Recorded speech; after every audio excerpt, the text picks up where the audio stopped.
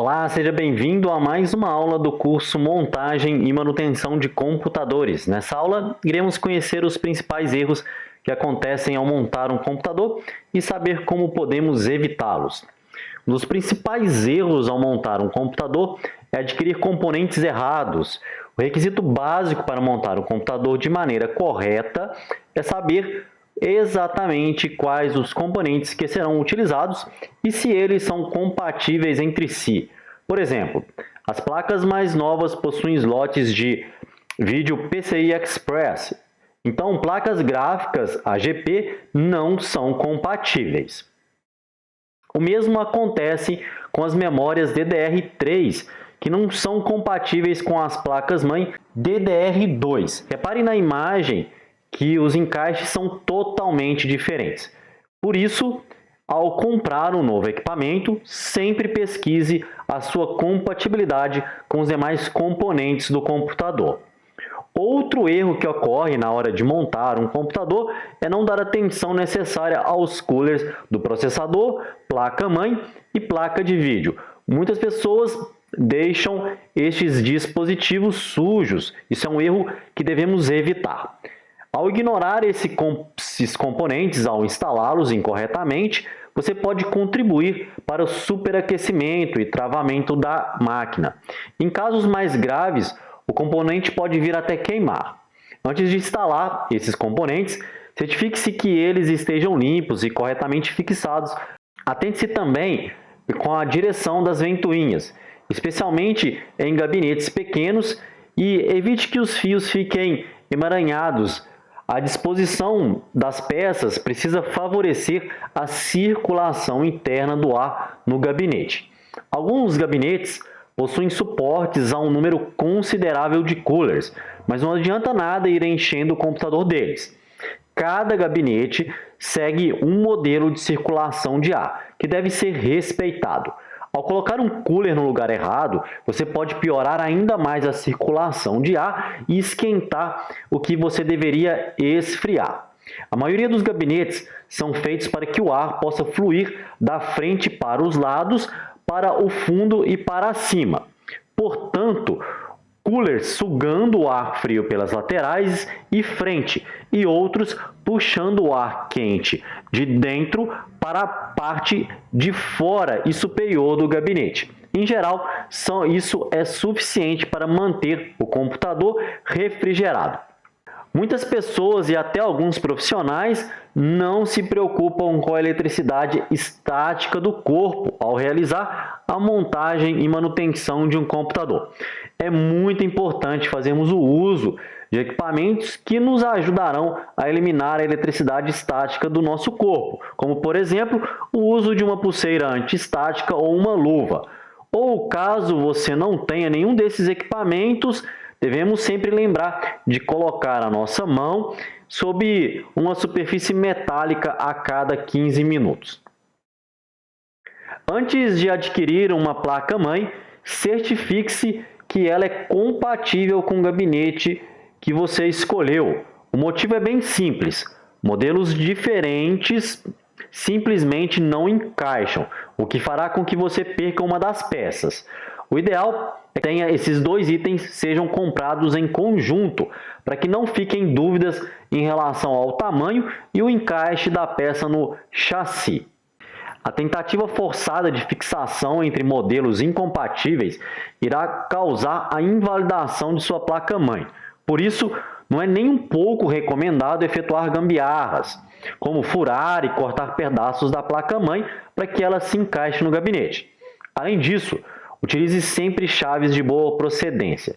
De forma alguma, instale a placa-mãe diretamente no gabinete. Sempre faça o uso de suportes. Geralmente, eles já vêm juntos com o gabinete. Ao instalar a placa-mãe, certifique-se sempre que ela está firme. Ao adquirir uma placa-mãe, geralmente ela vem com uma espuma anti-estática de fábrica para sua proteção.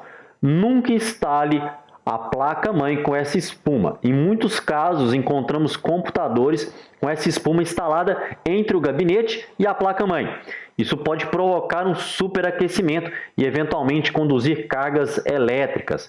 use essa espuma somente para o manuseio da placa-mãe. Na hora de instalar os módulos de memória, muitas pessoas ficam em dúvida se utilizar marcas e modelos diferentes pode danificar algum componente, comprometendo o funcionamento do computador. Eu sugiro não usar memórias com especificações muito discrepantes. Instalar memórias RAMs de marca diferentes não é motivo para grandes preocupações. O problema é quando utilizamos módulos com configurações muito diferentes. É importante deixar bem claro que o computador não corre nenhum risco de estragar apenas ao instalar módulos diferentes. Porém, ele pode apresentar falhas e mau funcionamento ao longo do tempo, devido às incompatibilidades entre as memórias e a placa-mãe, ou entre os próprios módulos. O primeiro erro é tentar utilizar uma memória com tecnologia diferente da usada pela placa-mãe.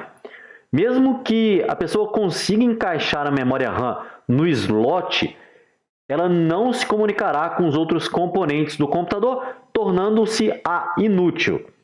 Outro erro comum está relacionado à incompatibilidade entre a frequência das memórias RAMs. Digamos, por exemplo, que o computador já tem uma memória RAM de 667 MHz e o técnico resolve aumentar a velocidade do computador adicionando o módulo de 1066 MHz. Será que ele alcançou o objetivo? Não necessariamente, pois o desempenho máximo ele não vai ser explorado. Isso porque o computador ele tem uma tendência a equiparar as frequências diferentes pelo valor mais baixo. Então, neste caso, ele vai usar a frequência de 667 MHz. Portanto, manter a mesma frequência entre as memórias RAMs é primordial para que o computador atinja todo o seu potencial. Outra questão está relacionada à latência da memória RAM, que vai indicar quantos pulsos de clock ela precisa para retornar um dado solicitado pelo processador. O parâmetro básico desse requisito é conhecido como CAS latency. Quanto menor o valor da latência do CAS da memória, menor será a necessidade de pulsos do clock e menor será o tempo de devolução dos dados. No caso de módulos com CAS discrepantes, a máquina pode sofrer com desincronização de dados, pois um módulo vai entregar os pacotes de bits antes que o outro.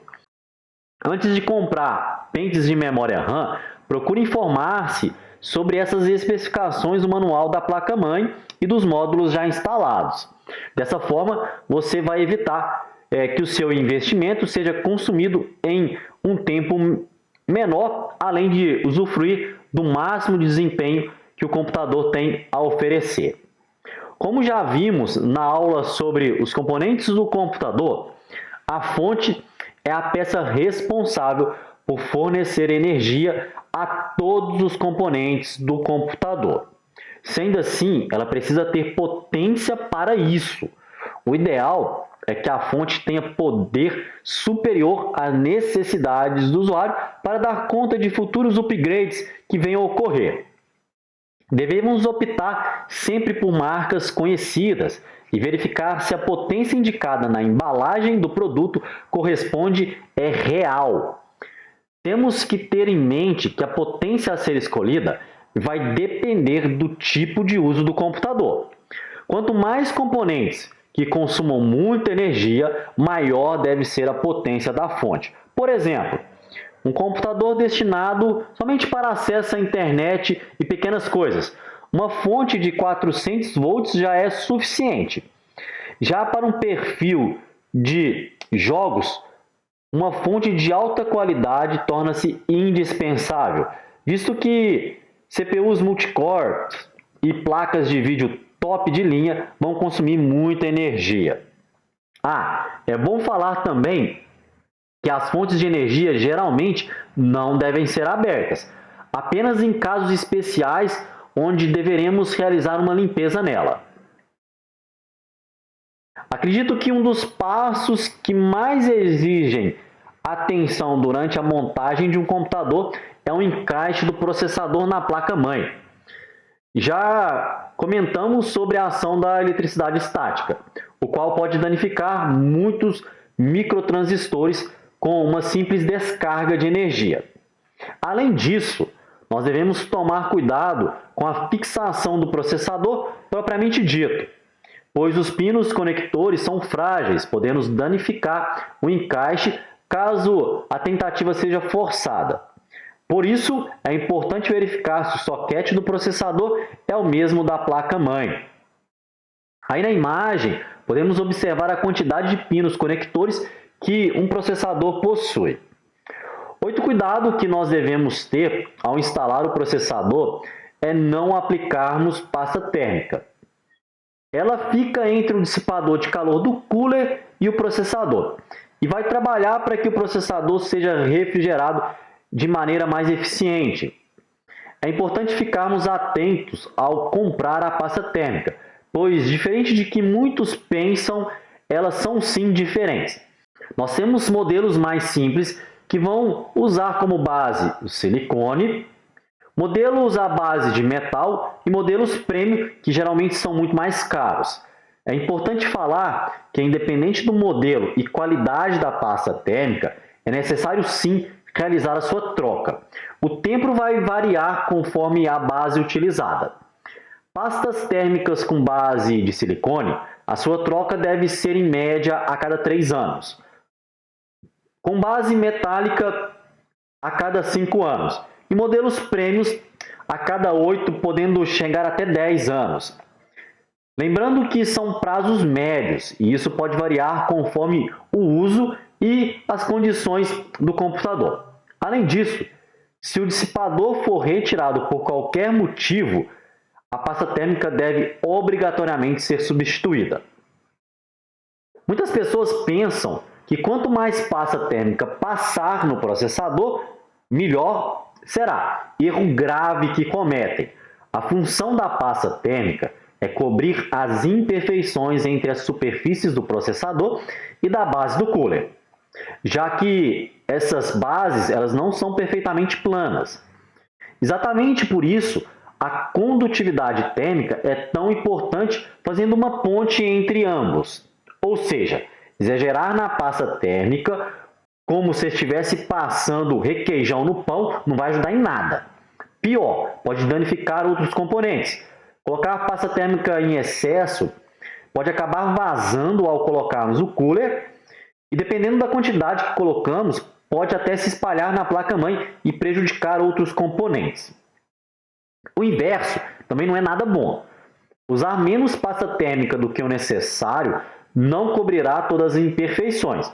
Isso fará com que a superfície de contato efetiva com o cooler seja menor, prejudicando a condutividade térmica. Saber qual é a quantidade certa é uma questão de prática. Isso aí nós vamos aprendendo no dia a dia. Mas geralmente aplicamos uma gota em cima do processador. Em seguida, com a ajuda de uma espátula de plástico, espalhamos a pasta cuidadosamente sobre o processador, de modo que a camada final seja bem fina, tal como se fosse uma folha de papel.